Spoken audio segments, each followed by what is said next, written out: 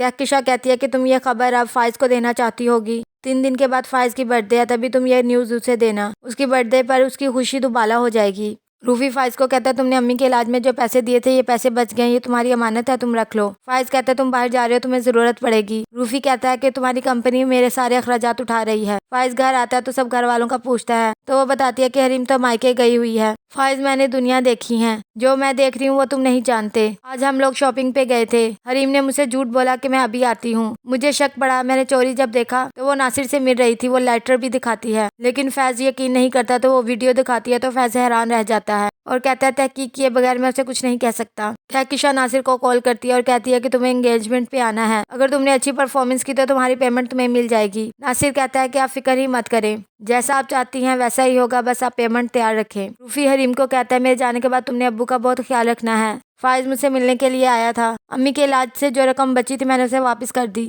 حریم کہتی ہے آپ نے کچھ اور تو نہیں بتایا؟ تبھی اس کا ابو آ جاتا ہے، وہ کہتا ہے روفی تم بے فکر ہو کر جاؤ، ہم باپ بیٹی ایک دوسرے کا بہت خیال رکھیں گے۔ فائز کمرے میں جاتا ہے، وہاں پر ایک پیج ہوتا ہے جو کہکشاں نے رکھا ہوتا ہے، میں ناصر ہوں، میں تمہارے بنگلے کے پیچھے والے دروازے پر کھڑا ہوں، مجھے آ کر ملو۔ روفی ایئرپورٹ کے لیے نکل رہا ہوتا ہے، حریم رونے لگ جاتی ہے۔ روفی کہتا ہے تم نے رونا نہیں ہے بلکہ ابو کا خیال رکھنا ہے۔ حریم کا ابو کہتا ہے بیٹا میری خوشیاں تو تم دونوں کی خوشیوں سے وابستہ ہیں۔ حریم لائبہ کی انگیجمنٹ کے لیے تیار ہوتی ہے، فائز کہتا ہے ماما ہال میں ہمارا ویٹ کر رہی ہیں۔ حریم کہتی ہے مجھے بس یہ گجرے پہنا دے، فائز نہیں پہناتا اور کہتا ہے گاڑی میں نیچے تمہارا ویٹ کر رہا ہوں۔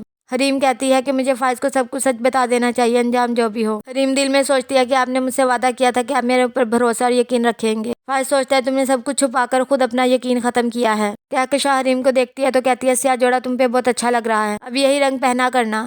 حریم کہتی ہے کیا مطلب ہے؟ تو کہکشاں کہتی ہے مجھے تمہیں کچھ لوگوں سے ملوانا ہے، آؤ میرے ساتھ۔ کہکشاں کہتی ہے یہ میری بہو ہے، بے حد حسین، سادہ اور معصوم سی۔ کہکشاں طنز کر رہی ہوتی ہے اور حریم کو ساری سمجھ آ جاتی ہے۔ لائبہ کی انگیجمنٹ کی رنگ سیرمنی ہو جاتی ہے، حریم سائڈ پر کھڑی ہوتی ہے کہ تبھی وہاں پر ناصر آ جاتا ہے، تم نے مجھے دھوکہ دیا اور فائز سے شادی کر لی۔ حریم کہتی ہے تم جھوٹ بول رہے ہو۔ ناصر کہتا ہے جہیز کا تو ایک بہانہ تھا، فائز کے بڑھتے قدموں کی وجہ سے تم نے مجھے چھوڑ دیا، کیونکہ تم جانتی تھی کہ میں نے چھوڑا تو فائز تمہیں اپنانے میں 1 سیکنڈ نہیں لگائے گا۔